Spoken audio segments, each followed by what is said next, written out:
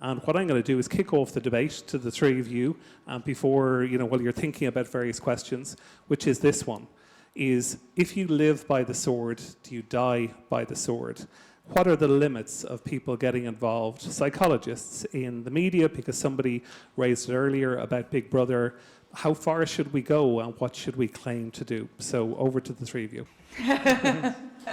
Okay, so obviously this is an area in which I'm very interested in, and I have much less experience than the other two. So my role, I try to shut up. So I'll just summarize what has been said so far, and then I'll leave it to the other speakers to add to what we said today. So today we heard Graham Davey usefully highlighting how one of the issues when you deal with media is that journalists or media people who are not psychologists, like Claudia is, often come to you with a distorted idea of what psychology is.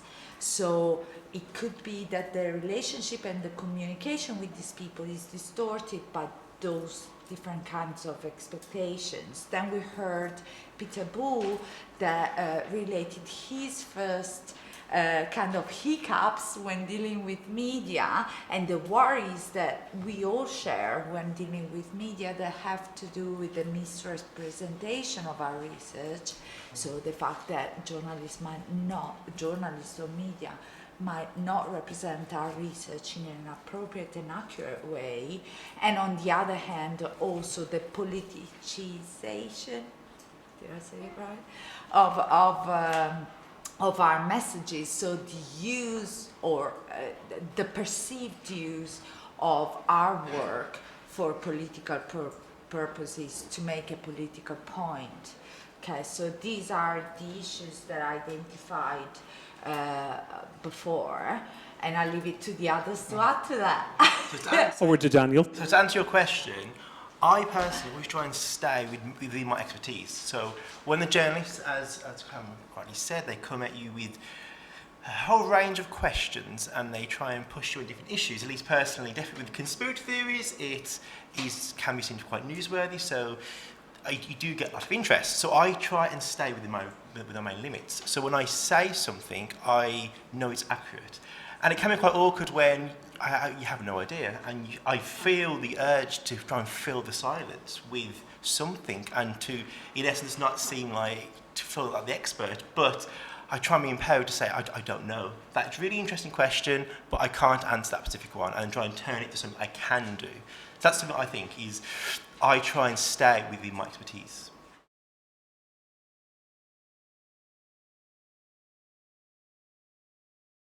For example, you could be misquoted. And what was your experience of that? And what would you advise all the psychologists here? Unfortunately, it does happen, and there's several examples of that happening, but I try and be clear with the communication with the journalist. And if it's an interview on the radio or something more live like that, I ask, can you share your questions ahead of time? If that's possible for them, so I can at least try and prepare what I'm going to talk about. When it's more off the hook, it's more difficult to try and make sure that I'm being accurate. So I kind of ask them for their questions. And usually, if they're prepared, they're happy to send you that. Of course, it's only a short period ahead of the interview, but at least it gives me a bit of a head start to preparing for that interview. I think preparation is something that's really key. I think people need to... one big advantage now of the fact that so much stuff is online means that at least when a program or a particular publication or online website asks you to do something, you can look in advance to see what it's like, which is very different from 10 years ago, where you had to ask around, see if anyone had seen this program and if anyone knew whether it was any good or not and whether it was something you'd want to be on. So I think people should choose carefully what they say yes to, but I don't want to put people off doing it, because I think, as we've been hearing today, it is really, really important that psychology gets shared in the media.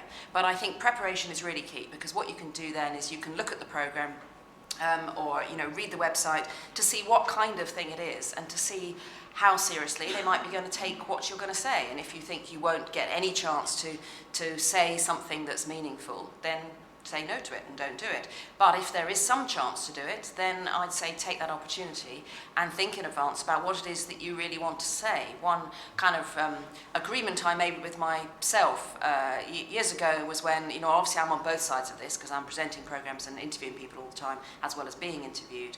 And one rule I made for myself being interviewed was that I would always try, whatever it was, I would try really hard to mention one piece of research if it killed me. Not in detail, you know, not listing, you know, every author, but just saying, well, actually, there was a piece of research where they did this and they found X. And if it's something that's live and very, very short and very, you know, something that's quite fun, if you like, then that can be quite a challenge to get that in. But I decided that was my challenge, that I would always try to get one piece of research in if I could, or more if I can.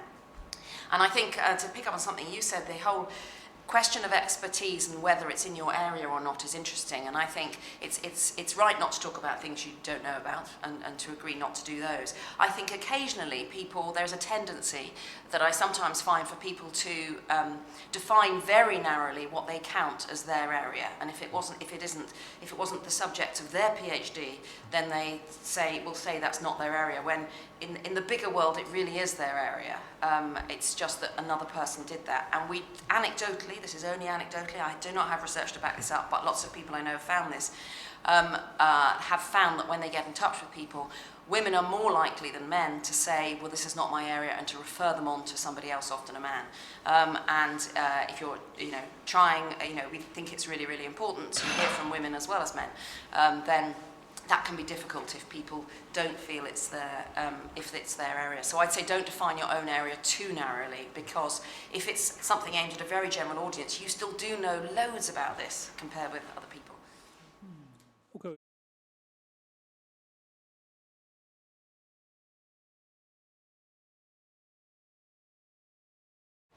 I think it is something really hard, and it's interesting you use the phrase media psychologist. It's not a phrase I use, but it's not one I especially object to, but I notice that there are, you know, so many people who, and it's interesting that none of this is new, hearing about the history of it, that there are so many people who don't know the difference between a psychologist and a psychiatrist, and so many journalists and a therapist. And I think many people just hear the word psychologist and assume that means a clinical psychologist, and assume it means someone doing, a clinical psychologist doing therapy and not research. Or at the other end of the spectrum, I think that there's sometimes a perception that a psychologist is someone, because of some pieces you might see in the papers and so on, a psychologist is someone who you know, states the bleeding obvious, and that's pointless as well. And there's this whole massive research in the middle that can get missed out, which is such a shame. And I often get emails from other people in the BBC doing, you know, other programs, and often from news, asking if I can suggest somebody and for a particular item they're doing, and have become a kind of informal clearinghouse for it. So they'll email me and they'll say, we want to do something on, is it safe to drive a car while talking on your mobile phone? Can you suggest a psychoanalyst, please? And I'm sure psychoanalysts know a lot about that, but I will say to them, I think you need a psychologist who's researching that, and this is a university you could go to for that. And so I think these definitions are difficult, and I think that some people say psychologist to describe me. I'm wary of it because I am not a clinical psychologist, and I think many people will take it to mean that. But I'm sort of confused about what to do about that one, to be honest, because it gets or people. I prefer it if people say psychology lecturer. I think that's a bit easier. But I think it's just, you know, important to get psychology out there. So with me, it's with the idea of a public psychologist versus media. I don't necessarily see myself in those terms, with those definitions. I just see myself as communicating my research to a range of people. So that can be both academic, but that can also be more wide-reaching, where the public can be broken down into many different parts. It can be, shall we say, the general public, but it could also be different stakeholders. So think about public policy, the government, thinking about schools. If your project is to do with young people, maybe it's young people themselves, families, educators. So I see the public as quite a broad ranging brush, where I just see myself as communicating with different people as opposed to just doing academic publications. But I know that isn't always the way. I've got colleagues who wouldn't want to engage in the media, which I think is more to do with confidence, because definitely going on, you know, a live radio show, for example, can be quite anxiety-provoking. And even if you do go to a training session, it is still really putting yourself out there. And a lot of time you get a lot of feedback, which is also good, but also can be quite troublesome and can really kind of impact you if you're, thinking how you're represented. So I just see myself as communicating with a range of people, which is kind of weird to say, but that's kind of how I see myself. That's great. And can you tell us more about the reactions that you got? That was very interesting when you said, So my research deals with conspiracy theories. So in particular, I look into the consequences to see are they harmless for the individual and society, and look interventions to try and combat some of those harms. So because of the topical nature of that research, you get a range of opinions. You get people who, in essence, ignore what I say about the research I talk about, but think about the theories themselves, which I don't know that much about. That's why I kind of draw the line. I can't talk about the specific theories to do with 9/11, etc., etc. Where often comments online are very much about that. It's not about the research. But I still see it as really important to still have those dialogue, to talk to people who maybe not have been exposed to a different side of conspiracy theories. I often do talks, which is to the public, where I get that feedback direct, which isn't always as hostile as I'm suggesting. It is really engaging, where they say they have never thought about this topic in this way. It's just, it can be quite varied, which I think is kind of fine. Another thing that I was interested in, and that you both mentioned in a way, was that obviously we're living, we saw it earlier in the historical analysis, how, there is a fast changing media landscape. And so now engaging with media is very broad, but actually it's very different when you are interviewed for a radio program that is live, a recorded one, television, online, etc., etc. So what do you have experience with different media, and what are the differences between the various media? I think that's such a key question, because I think that in terms of preparation it's so different as well. And I think one of the main things you need to ask, if anybody, they tend to email rather than phone now, but if someone emails to say, can we interview you for X, say, is to, and if they've got time, then hopefully they will tell you whether it's live or not, and what channel it's on, when it's on, who their audience is. They may tell you all those things. With cuts, people are getting busier and busier and busier, so if you don't ask those things, they may not tell you those things, because they have to get on to the next thing, and on to the next thing, and on to the next thing. So there are all those things you need to ask first what is it, and who is your audience, and when is it on? And it's even within, say, just something like Radio 4, where I present All in the Mind. Being on All in the Mind as a psychologist, being interviewed by me that will read lots about your research first, will be different from being on a news programme where it might not be a specialist, or it might be a news programme where it is a specialist correspondent interviewing you. And all those things will be different depending on who it is, and whether this is their specialism or not, or whether the day before they had to be, a specialist on what's happening on the streets in Beirut. They may have had to pick up that the day before. So it's very different depending on what they know. And I'm not saying it's not wrong to do the things with the non-specialists at all, but it just means you may need to explain more about your role and what the research has found. And it's really important to know whether it's live or not. It's really important to know whether it's, say, TV or radio. I know that sounds really basic, but then we'll always tell people that it's radio, and then often people will turn up and they'll say, I put this on because I thought this would look nice for the camera, and you say, it's lovely, but it's radio, so it doesn't matter. But I appreciate it, it's lovely. It's all of those things you need to know, and of course you really want to know, so your mum can listen, or whoever watch, when it is, and so you need to ask all of those things, and how long they're going to record for, and how long the final item is. If the final item is only going to be in news, it might be a 3.5-minute piece on the radio that may have 3 different people in it. Then you want to think about what is the one thing you really want to say, and say that to them.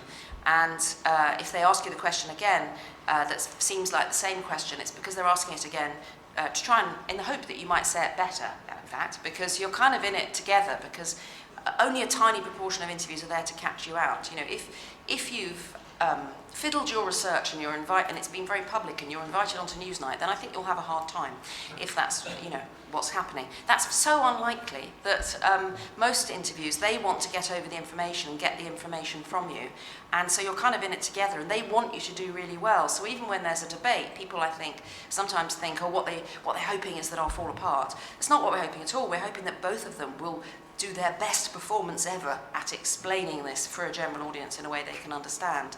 And a lot of that is through knowing what they're going to do in advance. Sorry, I've gone on there. Just to say that, of course, traditional media. We've also got, to say, new media. So Twitter and Facebook and blogs decide that could be more self-created. So I have a Twitter account that I see as my professional account. So it's my research, my teaching, my scholarship, whatever that is. But it's an outlet for people to also get in touch with me. So I've seen you on X. Here's a follow-up question, which, as I say, can be good, but can be bad. But most of the time, it is good on Twitter. So it's that new medium as well, where you can communicate with a range of people. You can use hashtags that can get your research or your topic or whatever it is to people who may not be exposed to it initially. So kind of mentioning that kind of other side of media. And I think that's interesting as well, because I think that it's a challenge that you can now be contacted directly on Twitter or Instagram, whatever, all the time. But it is also an opportunity, because in a way it's going back, thinking about Cyril Burt and those early talks on the BBC that were kind of unmediated talks between the academic and the audience. In a way, what you can have again now is unmediated discussion, if you want to, that you can do yourself without the someone in the media there to try to, help, guide, curate, however you want, or interfere, however you want to look at it. If you want to do it directly, you can now do that. That does bring its own hazards with it, but you can now do that.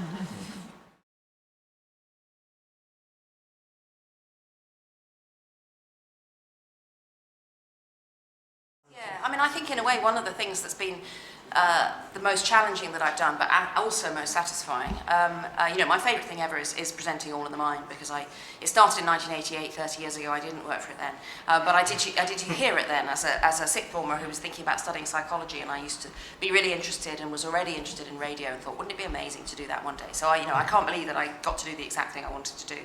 But one of the things we've done in the last few years is two pieces of research that we did in collaboration with Wellcome and then with psychologists from different universities, using the mass media of radio to conduct large-scale surveys. One was on rest, called the Rest Test, and the next one was called the BBC Loneliness Experiment. So both of those I initiated and persuaded all the parties to do it, which took, the challenge was it took a lot of persuading to get all those people together at the right time.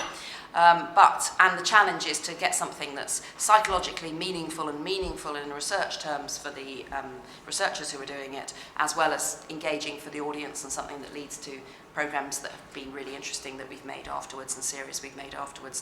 And that's the challenge. Is my role is sort of being the in-between conduit on that, and that's challenging.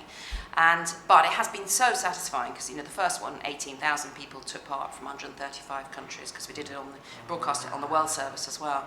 And then the next one, the loneliness one, 55,000 people took part. Obviously self-selecting sample and the limitations that brings, but both of them are now the largest piece of research sample-wise that's been done on those topics. And that was absolutely fascinating and lovely for me, because I got to be back a bit involved with research. Other people did all the hard work, not me, but really interesting seeing the process again and reminding me how long research takes and why I don't do that now. But yes. So the challenge for me is always thinking of new ways to communicate my research. So one idea I had was to turn my research program into a cartoon. So I worked with some artists to actually draw, in essence, my research, and they drew it into quite an engaging kind of, in essence, cartoon, which I turned into a YouTube video. I turned it into a postcard so I can actually hand out at public engagement events. But it's quite a nice resource, a tangible resource that's kind of be held on to.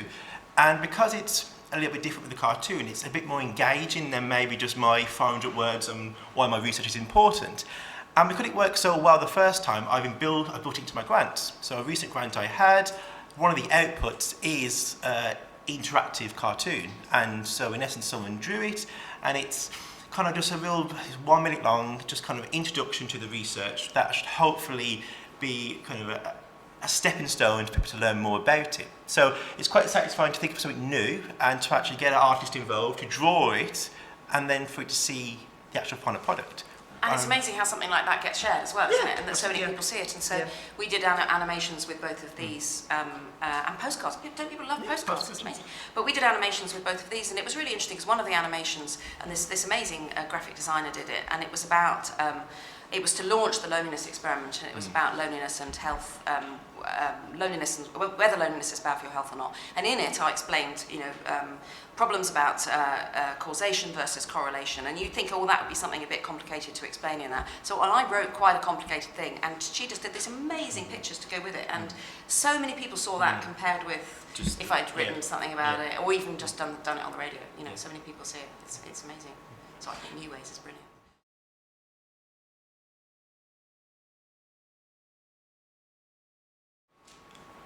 Yeah, what would you say? I mean, I've got the luxury of working with the BBC and Welcome, so I that's suppose, easier. how could a psychologist I guess do with the that? training, I know the BPS have quite a good resource on working in the media, which I have engaged with, so I definitely recommend with that. Of course, if you're associated with any universities, they run training courses. There are training courses that are out there in general that you can go to. Those ones will you have to pay for, but those kind of training courses do exist. And I guess it's just thinking outside the box. With the animation, for me, it was, well, I want to do this. So I started asking around, asked some of my other colleagues, like, do you recommend any artists? Asked people in my university who were based in the art department, any recommendations? And it was actually an ex-graduate who I got involved in the project. So it was me just kind of thinking, I want this idea, and how kind of develop it with my collaborators. Just asking people. That's brilliant.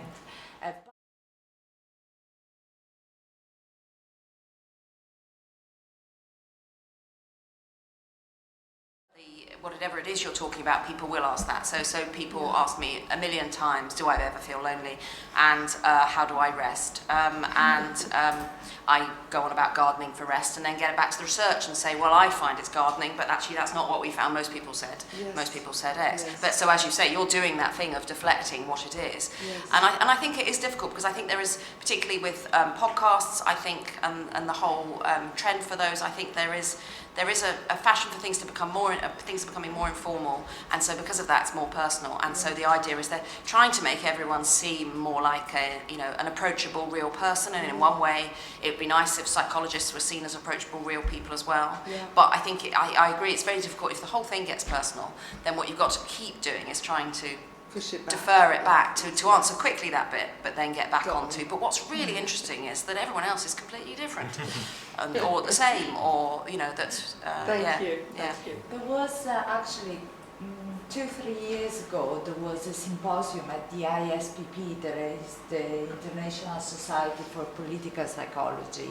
I was in this panel that was discussing actually this dilemma, because there was this woman who was a political psychologist, and she said, we moved from a media environment where people were consulting me, Alexandra Chislak is her name, consulting me because of my expertise, and now we moved in a climate of opinion. So very often people are no longer interested in what your expertise is. They very often ask you about your opinion, and like you said earlier, on the spot, sometimes it's difficult. I remember once I did a radio interview and the other person that was meant to be on the panel with me didn't show up for whatever reason. So obviously the presenter had to fill the time.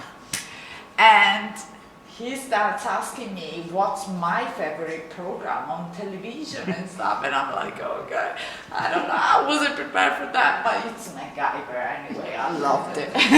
But so you find yourself in a very difficult position as a professional, but it often is not because they're trying to trick us, it's because there is stuff happening behind closed doors that we don't know about, you know what I mean? And there is this tension, isn't there, between what Graham was saying earlier. He was saying, make it personal. try to make it personal, because that's how people relate to it. And there is a lot of research, because you like research, there is a lot of research talking about the power of narrative, the power of stories, right? So obviously when you tell someone something in the form of a story, they relate better to it. It's easier to understand, it's easier to learn, etc., etc. But that has a tension with our established idea of expertise. So in a way, I think we have a shifting environment and definition of expertise. That's the area that I find super fascinating. It's really interesting, and people will argue about whether there's a crisis of trust in experts or not, and there's more recent research possibly suggesting there isn't. But I think one way to turn it, you were talking about how to deflect it if it's a personal question, but I think one way to deflect it if they ask your opinion on something is to get back to evidence and to sort of say, well, it's interesting you should ask that because what the evidence is suggesting is that X, rather than, well, it's my personal opinion that people should drive cars less or whatever it is. Rather than that is to get back to what the evidence shows about that and the impact on pollution or whatever.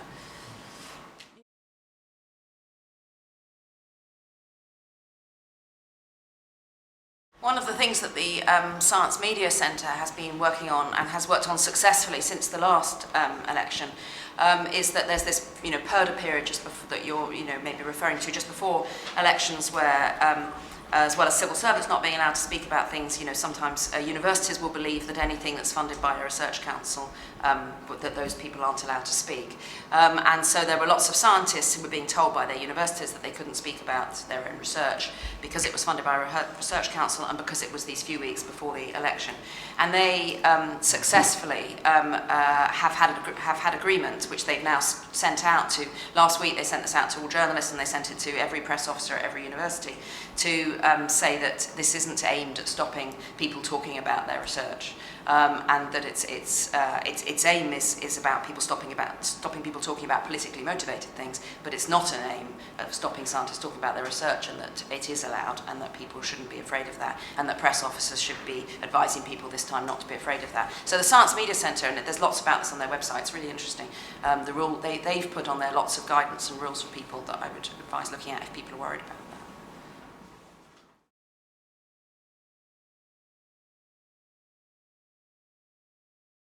So I think that point about thinking what you want to say beforehand is so important, and making bullet points of those, or what I would say not to do, and you said you didn't do this, is to write it down, longhand. But sometimes you'll be amazed how many people do that, and they come in with the interview with it all written down, particularly if they've asked in advance what the question areas might be. And I always get the producer to say these won't, because of course I want to make it sound like an interesting interview that's there, and I'm not going to ask them, what was my question 3 if they've just answered it because I look stupid. So sometimes they'll come in, because they've been given suggested areas, people will come in with it all written out and then try and read it. And unless you're the most brilliant actor, I can't read that and make that sound good. I think that's an absolute disaster if you read from a script. But it's actually just having it clear in your own mind what you're going to say. And even practicing it out loud, even saying it to someone else, explaining it to someone else who doesn't know that much about it, of what it is you're going to say. And you'll see, BBC, correspondents and others who are about to do, live interviews where they're interviewed for programs, and they're standing outside down the street or whatever. You see them perhaps things themselves beforehand. They're not making it up there and then. They haven't learnt it, but they have thought about it. And even you'll see it saying to themselves in the street, or you'll see people walking around the BBC talking to themselves, and that's what they're doing. I think I was told, think about 3 key messages you want your public to hear. 3 things, and then it depends on the length. Sometimes it's only one that gets through, but it's good enough. I mean, if they get that one out of 3, it's not bad as far as I'm concerned. I have one question, if there are no other questions. Are there? I find fascinating the issue of ethics, and what is it to be an ethical psychologist in the media? What does it mean for you, based on your experience? What to be ethical when you do media presence, media appearances, or production? Yeah. I mean, I think you need to be true to your own values, but also true to the, true to what research has found, and obviously not say what research hasn't found. And of course, and these things are the BPS has guidelines about these things, but things like not being drawn on, a celebrity's mental state when you're not their psychologist, so you don't know what they're thinking, but not to do those things, and not to be drawn into commenting on people that you haven't met and don't know anything about, and to think about how what it is you say might be used elsewhere. So to think about that carefully beforehand, and whether this is something you want to comment on or not. Is there something to add to this that will be useful? Yeah. So I suppose it's not adding to the fake news drama. So it's not being overtly untruthful with what you're saying. That what you're saying is within that broad expertise that you have, and that you can rely on it, so that if need be, you can cite a research that you're talking about, go back to something that's more concrete. Because obviously, fake news is a real big problem, so it's making sure that we as the experts aren't, adding to the problem. And there's one other thing that's sort of slightly related to this, but not completely. And one thing I think that is that people often, psychologists will often worry about what their peers will think about what they've said. And in one way, you need to kind of put them out of your mind while you're doing it, because this interview, whatever it is, quote, it really is not aimed at them. It's aimed at trying to engage with the public and to increase wider understanding in the public, and to get psychology used appropriately where it can be used, and to make the most out of all the research that's being done. And so I think you really have to sort of not imagine that this whole room of people is just there listening to what you're saying and criticising it. And also I think that it would be really good if psychologists tried not to criticise each other for it, if people are trying to get over their research properly. And I think it's tempting if there's only one or two, you see the one or two quotes, and you may sort of think, oh, but they didn't say that, and they didn't caveat it with that. Well, maybe they did do all of those caveats, and those weren't put in, and they were trying their best to get that into there. And so I think other psychologists would be less put off if we were all a bit more compassionate about what others are trying to do when they do it right. Obviously, if somebody goes on and is a complete charlatan and is talking nonsense and doing bad things for the name of psychology, then say what you like about them. But I think we need to be sort of compassionate about what people are trying to do here, because I think it's a really important thing to try to do to get psychology out there.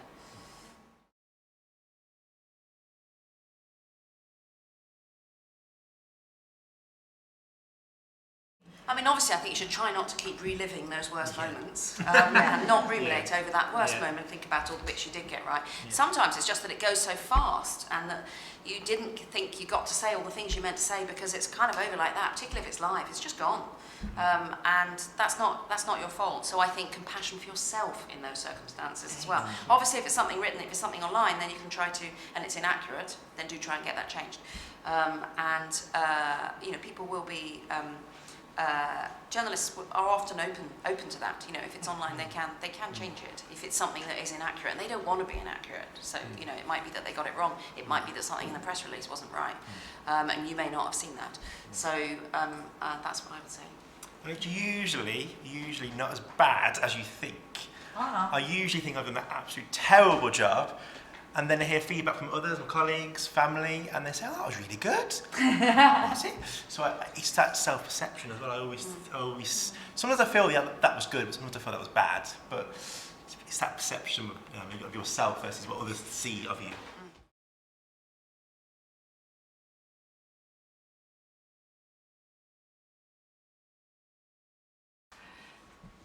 Well, for me, the answer is very simple. If you stop Twitter and Facebook, I lose my job. So I don't, what I mean. I mean, there will be something else, but that's what I owe my career fundamentally to Twitter. I think most of it, part of it to Google, because I don't know why, but my name seems to pop up on Google.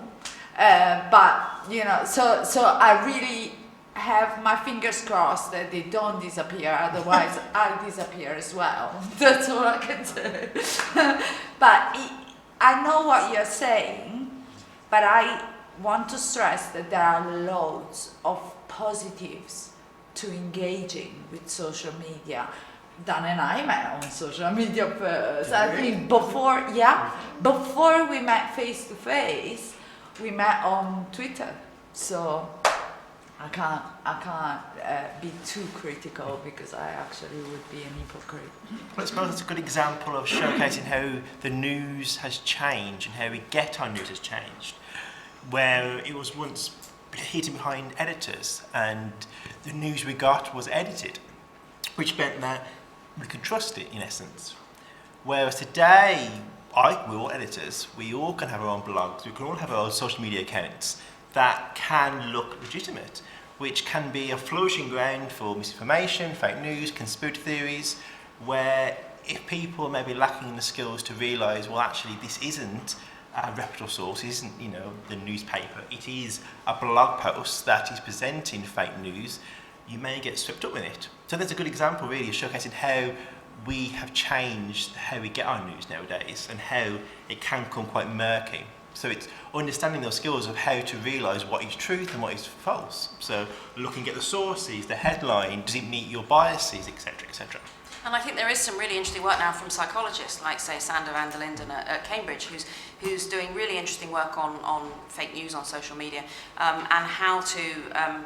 He calls it sort of inoculating people against it, if you like, and so he's working a lot on reluctance to vaccinate and myths about vaccination that have taken hold so much. And he's designed an app, and it's a sort of game where you design your own fake news tweets. Luckily, they don't go out, and I must say, it made my heart race just doing it because it felt so sort of wrong. But to be making up this, I do a global health program to be as an experiment for the program, making up fake tweets about vaccination felt very difficult, but you could see how easy it was, and they didn't actually tweet them, but once you'd sort of pressed return, you saw your number of fake followers go up and up and up, and the more inflammatory you made it, and it shows all the way through how you change the wording slightly, and it does this and it does that, and he's trying to get as many people and particularly younger people as possible to look at this, to realise this is how it's created, and to then be able to have more literacy about what they see. And I think it's interesting you're saying about editors curating. I wonder if we will slightly start to go back to a time where people that becomes more desirable again, that we don't want it all everywhere, and that maybe that we need to have we want somebody who's got the time to choose some stuff for us to read. And it's a question of getting the right curator for what you want to read. And there is research, for example, that shows that communities online play a fundamental role in dealing with fake news and in correcting fake news, as well as in dealing with online hate. So there is research, for example, on feminist fora and how they've been targeted quite heavily by abuse, hate online and stuff. And the researchers suggest that the community itself develops strategies to deal with it within the community. And there are some papers that are very fascinating because some tell you success stories and others tell you stories in which things didn't go quite as expected. So it becomes a learning experience. And I think it's our duty as psychologists to be in there, to participate as active members of the community, because whether I delete my Twitter or my Facebook, my students are gonna still be there, and my friends are gonna be there, and the groups of activists that I'm engaged with will be there. So I'm thankful that I have the opportunity to be there and to say my things on Twitter on a professional level. My activism is all on Facebook, so it's private stuff.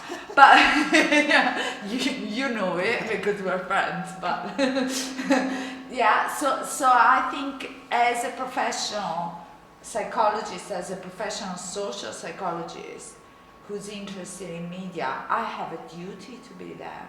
And I think we should all, the more of us are there, the better the internet world will be, to be honest.